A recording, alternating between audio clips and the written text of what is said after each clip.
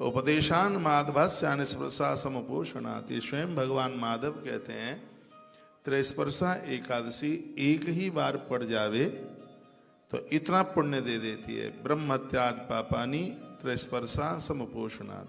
ब्रह्मत्या जैसे महापातकों को समाप्त कर देती है। प्रयाग में, काशी में, गोमती में मृत्यु होने पर जितना पुण्य प्राप्त होता है त्रयस्पर्शा एकादशी इसने की है। दुनिया में कहीं भी उसकी मृत्यु हो तीर्थ में मरने का ही फल उसे प्राप्त होता है। यह है त्रयस्पर्शा एकादशी की बहुत बड़ी महिमा।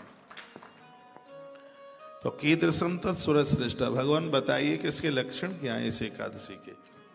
तो महादेव कहते हैं जहानब्बे सपुरा विप्रत स्पर्शा माधवेन तु। एक बार गंगा जी ने त्रयस्पर्शा एकादशी के बारे में भगवान माधव को पूछा। प्राचीन सरस्वती तीरे कथतात्मन कंपया, जहां आज त्रिवेणी में सरस्वती मैया छिपके छिपके बह रही है, उसी जगह पर गंगा जी को भगवान माधव ने त्रयस्पर्शा एकादशी की महिमा सुनाई। क्या कहा? कलमस कोटेरी गई ब्रह्मत्यादि के युता कल काले ऐसी केश स्नान कुर्वंत मज्जले। मैया ने एकादशी, गंगा मैया ने ये कहा था कि पाप लोग मुझ में स्नान करें तो अपने पाप धो करके चले जाते हैं, तो मैं भी तो पाप से लद जाती हूँ, मैं उन पापों को कहाँ लेके जाऊँ, ये कैसे कटेंगे।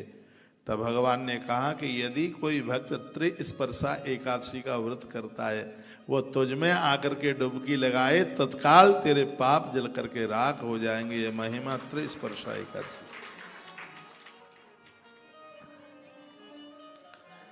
नदियां पावन हो जाती हैं, पवित्र हो जाती हैं जब भक्त उसमें डुबकी लगाते हैं। तीर्थ कोट सहस्राणी नित्यम तिष्ठत जानवी। कहा गया है कि करोड़ों करोड़ों तीर्थ स्वयं उस व्यक्ति के घर चल के आते हैं जिस व्यक्ति ने त्रयस्पर्शा एकादशी की है। स्वयं तीर्थ उसके घर चल के आ जाते हैं। तो अब आप देखिए कितनी बड़ी महिमा है इस एकादशी की। तो जाह्नवी माता ने यानी गंगा जी ने भगवान को कहा प्रभु इसका महात्म्य और बताइए, इसको सुनकर अच्छा लग रहा है। कहा जप होमादिका याचा चतुर्वर्ग फल प्रदा। जीवन भर जप करते हुए, हवन यज्ञ करते हुए जीव अपने पापों को समाप्त करता है। इतना पुण्य तो एक त्रयस्पर्शा जीवन में पड़ जाए तो उससे इतने फल की प्राप्ति हो जाती है। जाह्नवी ने कहा कीदृशी त्रयस्पर्शा देव ममाख्या ही सुमाधव। हे माधव, अब आप हमें ये बताएं कैसे पता लगे कि त्रयस्पर्शा एकादशी है। ये गंगा जी ने पूछा। अब भगवान बता रहे हैं कैसे पता लगे। तो भगवान क्या बोले, ये बहुत सुनने लायक बात है। मैंने पूर्व में भी आपको निवेदन किया होगा कहीं न कहीं किसी चैप्टर में लिखा, दशमेक एकादशी भद्रा दिनैक स्मृदादे त्रयस्पर्शा सा भवे देवान था वद में प्रभु। इस श्लोक का अर्थ है दशमी एकादशी भद्रा। यदि एकादशी के दिन दशमी पड़ जाए और उसमें भी भद्रा चल करके आ जाए, ऐसी एकादशी को कभी भी मत करना। भगवान कृष्ण कहते हैं आसुरित असुर लोग हैं वो उस एकादशी को करते हैं जो एकादशी में दशमी होती है। इसको दशम भेदी कहते हैं इसको। तो कहा गया है कि वर्जनिया प्रतनेना वृत्तहीनो यथा पति। जैसे कुकर्मी पति को एक पवित्र नारी त्याग देती है, यहाँ वर्णन है। मैं कहता हूँ पति भगवान है, परमात्मा है। मैंने कई बार बोला है नारी के लिए सब कुछ है लेकिन वो अपराधी है, कुकर्मी है। तो ऐसे चरित्रहीन पति को छोड़ने में स्त्री को कोई दोष नहीं लगता। ये हमने ग्रंथों में ही तो पढ़ करके बातें कही गई हैं, वो बात यहीं लिखी गई है।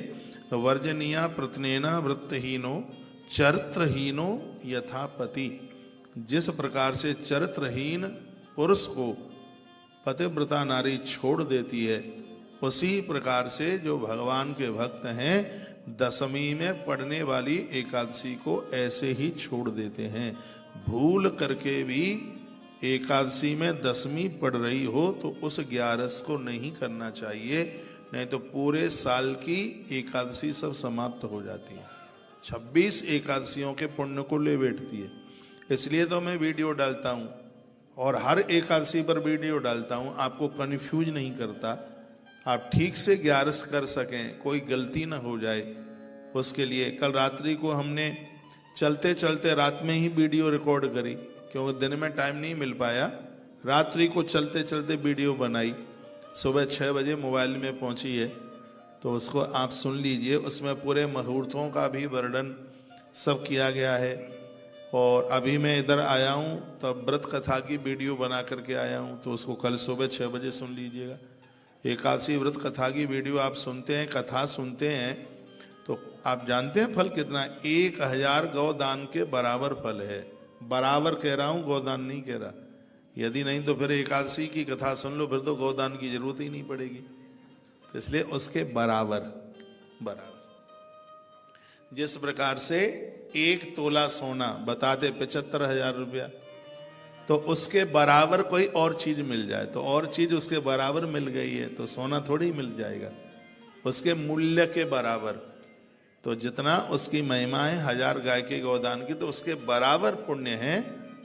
एकादशी की कथा सुनने मात्र से, व्रत वाले दिन एकादशी की कथा सुनने मात्र से ये फल मिल जाता है। इसलिए तो मैं कहता हूँ भले आप 11 नहीं करते हैं तो भी एकादशी के दिन एकादशी की व्रत कथा तो जरूर सुना करें। तुलसी का दर्शन किया करें, तुलसी को वंदन प्रणाम किया करें, सालराम भगवान को वंदन पूजन, भगवान विष्णु की पूजा, ये तो सब श्रेष्ठ कार्य हैं अपने आप में। तो दशमी एकादशी भद्रा दिनैकस्मस्तिदा भवेत्। यदि एकादशी में दशमी पड़ गई है तो उसको त्याग दो बिल्कुल। लिखा है असुराणाम तुषा प्रोक्ता आयुर्बल विनाशिनी। क्या सुंदर बात कही गई है। कहा गया है एकादशी दशमी पड़ में पड़ी है तो ये हमारी आयु और हमारा बल दोनों का नाश कर देती है, हमारी ताकत खत्म कर देगी बिल्कुल, और हमारी उम्र खत्म कर देगी। और ये सब प्रमाणित बातें। प्रमाणित नहीं है तो मेरी बात कोई काट के बताए, फिर मेरे सामने पद्म पुराण रखा है, दर्शन कर लो। ये इसके हजारों श्लोक याद हो गए कथा कहते कहते। फिर भी ग्रंथ इसलिए रखता हूँ कि आप विश्वास करें कि ग्रंथ में लिखी गई बात कही जा रही है। वो बात तो वही प्रमाणित हो, जिसका प्रमाण है वही बात कही जाए। तो इसमें लिखा है कि एकादशी के दिन यदि दशमी पड़ गई है, यदि ऐसी एकादशी हम करते हैं तो वो हमारा बल और हमारी आयु दोनों को समाप्त कर देती है। इसलिए जब भी आप व्रत करते हैं, मंदिर में पुजारी जी को पूछिए, हम जैसे लोगों को पूछिए, तब ही आप एकादशी करें। भूल करके भी एकादशी वो नहीं हो जिस एकादशी में दशमी पड़ गई है। कुछ लोग बहुत चतुरा बनते हैं, कहते हैं पहले दिन की भी कर लो, दूसरे दिन की भी कर लो, तो किसी न किसी का तो पुण्य मिल ही जाएगा। लेकिन उन्हें ये नहीं पता है कि यदि दशमी एकादशी में पड़ गई है, उस दिन आपने अन्न नहीं खाया तो आपका व्रत हो गया, और व्रत हो गया तो 1 साल की एकादशियों के पुण्य सबके सब छीण हो गए। उम्र छीण हो गई, ताकत शक्ति छीण हो गई। इसलिए जिस दिन एकादशी में दशमी पड़ी है उस दिन अन्न खाना जरूरी है। जिस प्रकार से एकादशी के दिन अन्न छोड़ना जरूरी है, एकादशी के दिन दशमी पड़ी है उस दिन अन्न खाना जरूरी है। नहीं तो अन्न छोड़ दिया तो 11 पूरी हो जाएगी, और 11 हो गई तो यह हमारी आयु और हमारा बल समाप्त कर देगी। इसलिए जिंदगी के अंतिम श्वास तक एकादशी की वीडियो आपके लिए भेजता रहूंगा, और जब मैं वो वीडियो आपको भेजूं तो उस हिसाब से आप 11 करते रहिएगा। आपको कंफ्यूज थोड़ी ही करना है, वही बातें करी जाएंगी जो ग्रंथ में वर्णित की गई हैं। लिखा है, क्या लिखा है? वर्जनीया प्रत्नेना यथा नारी रजस्वलहा। इसमें लिखा है ऋतुकाल के समय में जैसे पुरुष अपनी पत्नी को त्याग देता है, ऋतुकाल में पति और पत्नी के संबंध में यदि संतान गर्भ में आ जाए तो उसको 1,00,000% चांडाल ही पैदा होगा, अपराधी बच्चे पैदा होंगे। इसलिए इस काल में पुरुष अपनी पत्नी से दूर रहता है। भगवान शंकर वही कह रहे हैं, कहते हैं वर्जनीया प्रत्नेना यथा नारी रजस्वला। जैसे ऋतुकाल में पुरुष पत्नी से दूर रहता है, उसको 4-5 दिन के लिए वो उससे बात तक नहीं करता, वर्णन है इसमें। और उसी प्रकार से सजग समझदार व्यक्ति को दशमी में पड़ने वाली एकादशी को ऐसे ही त्याग देना चाहिए, भूल करके भी उस व्रत को न करे। लिखा स्वजातिम च परित्यज्य अगतासाम धम जातिषु अपनी जाति के लोग कुछ अन्याय अपराध कर देते हैं तो उस जाति के लोग अपनी स्वजाति के लोगों को त्याग देते हैं। अब तो ऐसा नहीं होता है, लेकिन पहले यदि किसी ने अपराध कर दिया तो जाति के लोग उसको त्याग देते थे, और हमारी गांव की भाषा में उसको कहते थे छिकेला। उसके घर का पानी नहीं पीते, उसके घर का अन्न नहीं खाते, शादी शुदियों में उसको बुलाना, उसके यहाँ आना जाना बंद हो जाता था। वह बात भगवान शंकर कह रहे हैं, जैसे अपराध करने पर स्वजाति वाले लोग अपनी जाति के व्यक्ति को अपने आप से अलग कर देते हैं, उसी प्रकार से दशमी में एकादशी पड़ी है, उस एकादशी को ऐसे ही अपने आप से दूर कर दीजिए जैसे अपराध करने वाले व्यक्ति को लोग अपनी जाति से दूर कर देते हैं। कितनी बड़ी बात महादेव ने कही। आप हमारी बात मत मानो, महादेव की बात मान लो। मेरी क्यों मानते हैं आप? महादेव की माने, भगवान शंकर कह रहे हैं, और ये उनकी बड़ी कृपा है मेरे ऊपर के मेरे मुंह से कहलवा रहे हैं। मैं तो होठ हिला रहा हूं, वही बोल रहे हैं आकर के। हाँ, तो ये त्रुटि न हो जाए। आप धन्यवाद तो केसर सिंह जी का करो कि उनके माध्यम से आपको 2 दिन में संपूर्ण एकादशी की महिमा कैसे करें कैसे न करें, कब करें कब ना करें, एकादशी के दिन क्या क्या करें क्या क्या ना करें, आज और कल में ये पूरा दूध का दूध और पानी का पानी हो जाएगा। ऐसी निर्णायक कथा होगी ऐसी। तो आगे क्या कहा? यथा रजस्वलाद संगात दूषन्ते ज्ञान वर्जिता। इसमें वर्णन किया रजस्वला यानी ऋतुकाल में नारी का संग करने से बुद्धि खत्म होती है, ज्ञान खत्म होता है, ऐसा भगवान बोल रहे हैं। सोचने की ताकत खत्म हो जाती है, विचारने की ताकत खत्म हो जाती है। पवित्र नारियां हैं जो जानती हैं, होशियार हैं, उन्हें चाहिए कि इस समय में ना वो अपने बच्चों से बात करें। स्पष्ट वर्णन है इसमें लिखा है, न पति से बात करें, न गुरुजनों से बात करें, न उनको छुएं, न मंदिर में जाएं, न देवी देवताओं को स्पर्श करें। यथा रजस्वला संगात दूषन्ते ज्ञान वर्जिता।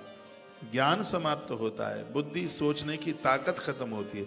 अब आज के पढ़े लिखे लोग सुनेंगे मेरी ये बात तो मुझे गाली भी देंगे, कहेंगे आदमी पगला हो गया, पागल हो गया है। तो सब तरह के सोशल मीडिया है, कई तरह के कमेंट लिख लिख करके भेजेंगे वो, लेकिन मुझे इससे कोई फर्क नहीं पड़ता। 20 आदमी मेरी बुराई करने वाले होंगे तो 80 लोग मुझे धन्यवाद देने वाले लोग भी होंगे, तो फिर मुझे क्या फर्क पड़ेगा। लेकिन जो हमारे ग्रंथों में बात कही है उसको बोलने से तो मैं नहीं चूकूंगा। अभी एक वीडियो डाली थी बच्चों ने रिकॉर्ड करके, हमने कहा कुत्ते को भोजन दो, उसको बिस्कुट दो, जाते हो तो उसके लिए बासी कुसी रोटियां लेके जाओ, उसको आप रोटी डालो अच्छा, लेकिन उसको पालना अच्छा नहीं है। तो 20 लोग मुझे गाली दे रहे थे, 80 लोग मेरी बात का सम्मान भी कर रहे थे, तो क्या फर्क पड़ता है। जब 80 मेरे पक्ष में है तो 20 फिर क्या करेंगे। तो फिर जब 80 मेरे पक्ष में है, तो एक न्यूज चैनल पर मेरा कार्यक्रम चल रहा था, तो एक डॉक्टर साहब बैठे मेरे सामने, फिर बाद में कहते हैं आपने तो हमारी बोलती बंद कर दी। मैंने कहा हम तो प्रमाणित बात कहेंगे। याज्ञवल्क्य महाराज ने कहा है कि एक जगह लिखा है 6 लोग हैं, एक जगह 9 लिखा है, इनसे स्पर्श भी कर लो तो कपड़ों के साथ डूब के तो नहाना पड़ता है, स्नान करना पड़ता है। तो आप उसे रोटी डालिए, हम कोई जीव के विपक्ष में थोड़े ही है। हाँ, उसको आप रोटी डालेंगे तो घर के ताले नहीं टूटेंगे, ये भी ग्रंथ में ही लिखा है, चोरी नहीं होगी। आप उसको घर में रख लें, वो मुंह चाटेगा, कभी भगवान को चाटेगा, कभी रसोई के बर्तन चाटेगा, है, और किसी को चाटे या ना चाटे तुम्हारे बच्चों का मुंह जरूर चाटेगा, वो मानेगा ही नहीं। वो तो और होता ही है, सामने तो देखा ही है ये। तो ये शास्त्र सम्मित बात हैं, उनका तो आदर होना चाहिए। अब आप कहें कि घर में नारी अकेली ही है तो फिर उससे तो चूल्हा चौके जाना पड़ेगा। बिल्कुल नहीं जाना पड़ेगा। पहले पता है मम्मी चली जाती थी मामा के यहाँ, तो बगल वाली चाची ताई वहां से भोजन की व्यवस्था हो जाती थी। ना हो तो अब तो ये बाहर भी सब सूखी चीजें सब मिल जाती हैं। बच्चे इतना उन्हें हुनर दे दीजिए। हम लोग छोटे थे तब से भोजन बनाना जानते, तो घर से बाहर रहे तो सीख गए। तो जब कभी ऐसी दिक्कत परेशानियां आ जाती हैं तो बच्चे बना लें, ना बना लें तो सूखा खा लें।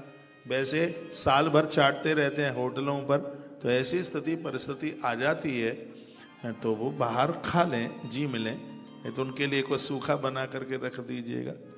और जितने भी ये दाढ़ी मूछ वाले पुरुष लोग हैं, फूकना आप भी सीख जाइए, भोजन बनाना आप भी सीख लें, क्या दिक्कत है। जब ऐसी दिक्कत परेशानी महीने में आती है एक बार, उस समय आप बना लें आप। और पति वही है जो पति के धर्म की रक्षा में सहयोगी बनकर के खड़ा रहता है, पत्नी को पतित नहीं होने देता, इसलिए तो उसका नाम पति है। और तुम्हारी काय की जरूरत है, इसलिए तो तुम्हारी आवश्यकता है। वो बीमार है, परेशान है, तब भी तो चूल्हा चौका छूट जाता है, तब भी तो व्यवस्था होती है। तो इन 4 दिनों में व्यवस्था कर लें तो कौन सी दिक्कत की बात है। इन दिनों में देव प्रतिमाओं के सामने निकल जाए तो देव प्रतिमाएं चटक जाती हैं, तुलसी के ऊपर छाप पड़ जाए तो तुलसी सूख जाती है। तो भगवान शंकर कहते हैं तदैव दशमी युक्तम मर्दनम दूषितम नृणाम। जैसे ऋतुकाल में नारी पूजा पाठ से दूर रहती है, यहाँ वर्णन भगवान शंकर कर रहे हैं, उसी प्रकार से दशमी में एकादशी पड़ जाए तो समझदार स्त्री पुरुष को 11 से उस 11 से दूर रहना चाहिए। एक बड़ी सुंदर बात कही है, इसमें लिखा है कि द्वादशी को बिल्कुल एकादशी नहीं है, इतनी भी नहीं है, द्वादशी को एकादशी नहीं है बिल्कुल भी। और एकादशी में दशमी पड़ गई है, तो एकादशी में दशमी पड़ गई है उसको तो छोड़ दो, और द्वादशी में एकादशी बिल्कुल नहीं है उसको कर लो, तो आपको 11 का पूरा ही फल मिलेगा, कहीं कटौती नहीं होगी। ये बड़ी अच्छी बात भगवान शिव ने कही। एक बार फिर कर रहा हूं ये बात रिपीट। एकादशी में दशमी है, उसको तो त्याग दो, छोड़ दो बिल्कुल, और अगले दिन एकादशी है ही नहीं बिल्कुल। वैसे तो ऐसा होगा नहीं, यदि एकादशी में दशमी पड़ी है तो 1,00,000% दूसरे दिन एकादशी जरूर होगी, द्वादशी में वो आ जाएगी, भले ही ब्रह्म मुहूर्त में आ जाए, उसको आना है।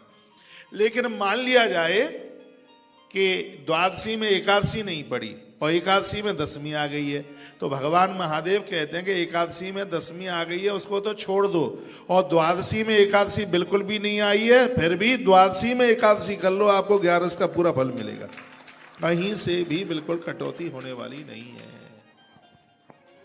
यह बड़ी अद्भुत बात की। तथैव दशमी युक्तम मर्दनम दूषितम नृणाम, वह उसको तो दूषित मान लिया गया, मनुष्यों को दूषित कर देती है वो एकादशी। जब एकादशी द्वादशी के साथ हो और रात्रि के अंतिम प्रहर में, देखो त्रिस्पर्शा किसे कहते हैं, ये लिख लें आप, त्रिस्पर्शा किसे कहते हैं। वर्णन क्या है कि एकादशी द्वादशी च रात्रि से त्रयोदशी, ये लिखने लायक बात है। 1 करोड़ 11 का व्रत दे देती है ये एकादशी। कौन सी है?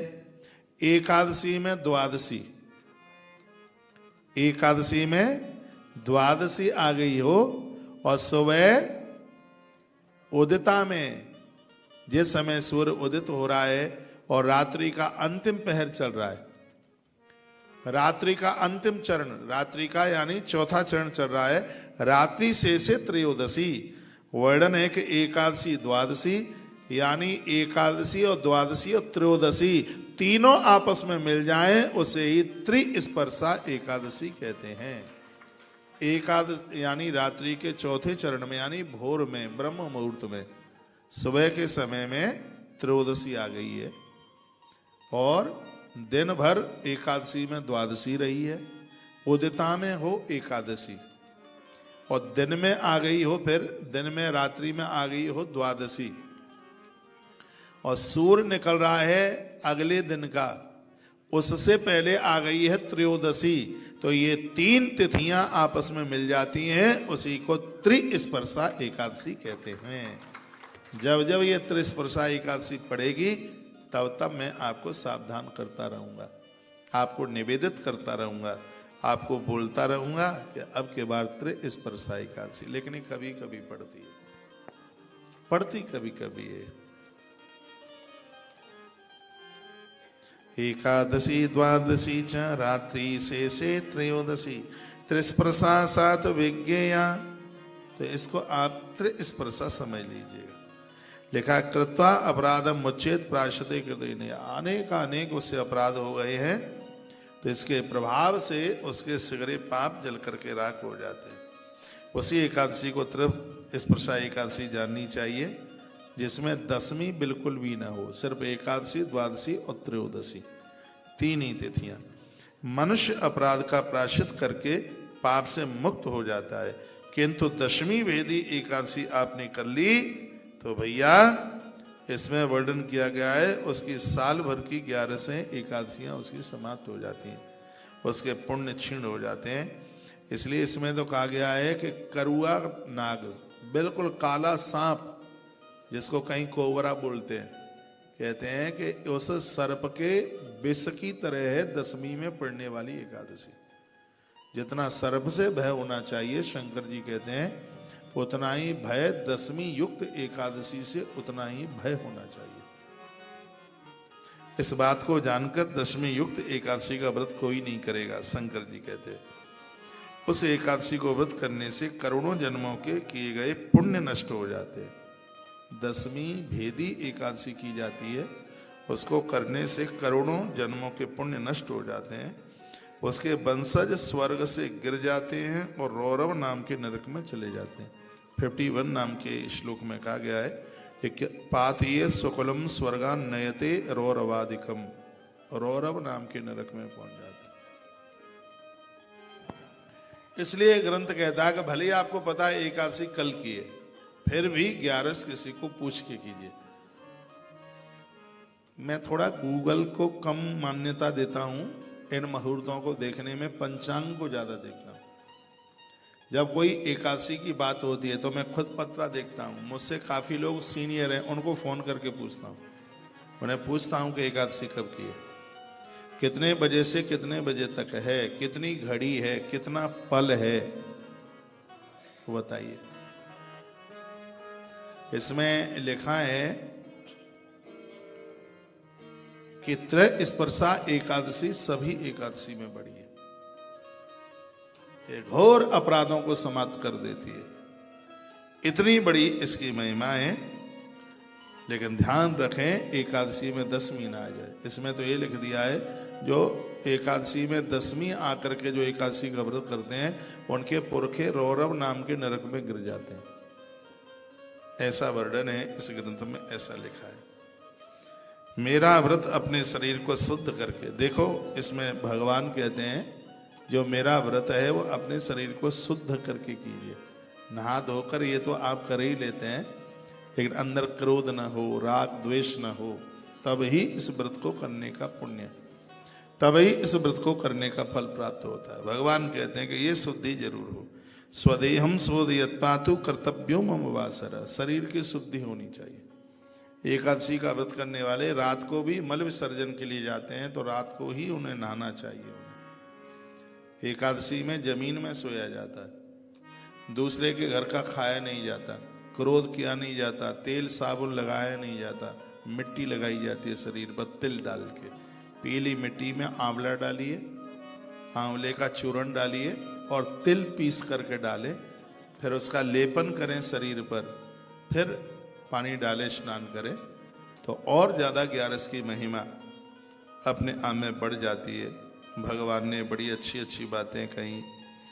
वो कहते हैं कि जन्म कोटि कृतम पुण्य संतानम याति संक्षयम पातये सुकलम स्वर्गा नयते रौरवादिकम। जन्म कोटि कृतम पुण्यम, करोड़ों जन्मों के पुण्य होंगे उसके जीवन में त्रिस्पर्शा एकादशी चल करके आती है। पुण्य संतानम याति संक्षयम, और ये आपकी त्रिस्पर्शा स्वर्ग में तो पूर्वजों का उद्धार कर देती है और आपके बच्चों को तरक्की दे देती है। लेकिन जो दशमी में एकादशी करते हैं स्वर्गा नियते रौरवादिकम, उनके पुरखे रौरव नाम के नरक में जाकर के गिरते हैं। इसलिए इस एकादशी को बिल्कुल छोड़ देना चाहिए। वृद्धि में श्रवण आदि से युक्त भी दशमी विधा एकादशी को त्याग देना चाहिए।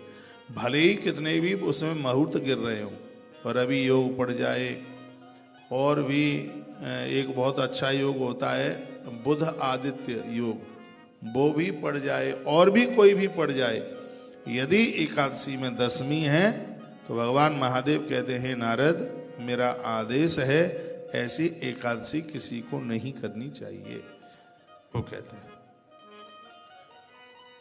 लोग कहते हैं गृहस्थों की दूसरी एकादशी होती है और बाबाजियों की पहली एकादशी होती है। हाँ, ऐसा लोग बोलते हैं। फिर कहते हैं स्मार्तियों की पहली होती है, वैष्णवों की दूसरी होती है। मैं एक बार फिर कहूंगा, ये पहली कौन की है दूसरी कौन की है, कहीं कुछ नहीं लिखा है ऐसा, और स्पष्ट शब्दों में लिखा है वो पहली हो चाहे दूसरी हो, जिसमें दशमी नहीं है, जिसमें दशमी नहीं है वो एकादशी करें, चाहे वो पहली हो चाहे दूसरी। और जिसमें एकादशी बिल्कुल थोड़ी है उसमें द्वादशी चल करके आ रही है तो दूसरी एकादशी ही करना, भले ही उदिता में है पहली एकादशी, प्रथम दिन वाली एकादशी है उदिता में मान लिया जाए, लेकिन दूसरे दिन 3 बजे से लेकर 4:30 के बीच में उदिता में भले ही नहीं है, लेकिन ब्रह्म मुहूर्त में 11 से एकादशी आ गई है तो दूसरे दिन की ही एकादशी करनी चाहिए, भले ही पहले उदिता में। हाँ, 2 एकादशियां आप कर सकते हैं, जैसे कभी कभी आप कंफ्यूज होते हैं ना, पहले दिन की करेंगे दूसरे दिन की करें। 2 एकादशी तब कर सकते हैं जब पहले दिन की एकादशी में दशमी बिल्कुल भी ना हो, तब कर सकते हैं, फिर आप कर सकते हैं। दशमी नहीं होनी चाहिए उदिता में, और मेरे हिसाब से मेरा तो मन कहता है ब्रह्म मुहूर्त में भी नहीं होनी चाहिए दशमी, तो वो नहीं हो। और 4-4 करने से मतलब क्या है, यदि द्वादश भेदी एकादशी हो रही है तो बहुत जोरदारी से वही दूसरे दिन की कीजिए, हम लोग करते हैं वही कल्याण कर देगी, कंफ्यूज होने की जरूरत ही क्या उसमें। तो उसमें आप दूसरे दिन की, उस दूसरे दिन की एकादशी को कीजिए। जाह्नवी माता गंगा जी बोली, हे जगन्नाथ, आपके कथानुसार मैं त्रिस्पर्शा एकादशी का व्रत करूंगी और आपकी आज्ञा का पालन करूंगी, जिससे मेरे भी पाप धुल जाएंगे, क्योंकि पापी लोग मेरे अंदर भी तो डुबकियां लगाते हैं। भगवान श्री कृष्ण ने कहा कि तुम अपने स्थान पर जाओ, तुम भय मत करो, हे नदी, हे देवी, तुमको कभी भी पाप नहीं लगेगा। इसलिए नहीं लगेगा क्योंकि एकादशी करने वाले लोग तेरे अंदर डुबकी लगाएंगे, तो तू पावन होगी, तू पवित्र होगी, ऐसा भगवान बोले। जाह्नवी की आंख में आंसू आ गए। जाह्नवी मीन्स गंगा जी का ही नाम है, जाह्नवी।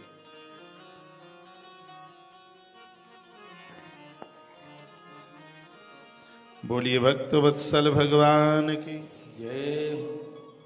गंगा मैया का नाम जाह्नवी कब पड़ा, ऐसा ग्रंथों में वर्णन है।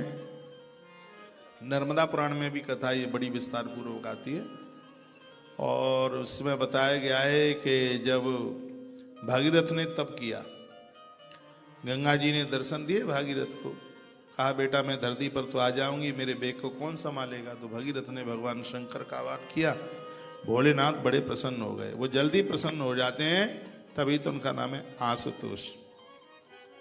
एक रामायण की चौपाई बोलिए मेरे साथ, आशुतोष तुम अवडर दानी, आशुतोष तुम अवडर दानी, आरती हरे हो दीन जन जानी।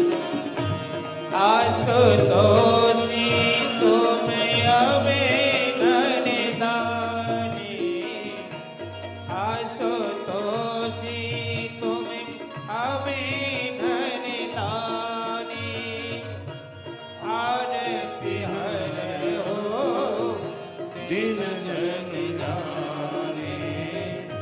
आशुतोष तुम अवडर दानी, आरती हरे दीन जन जाने।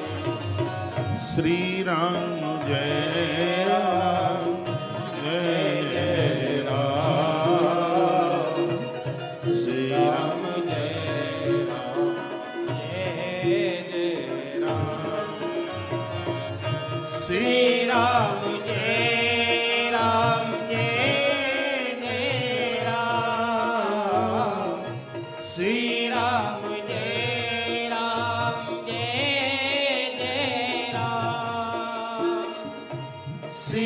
राम जय राम जय जय राम श्री राम जय राम जय जय राम राम जय राम जय जय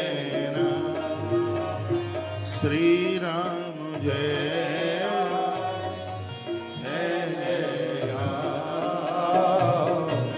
श्री राम जय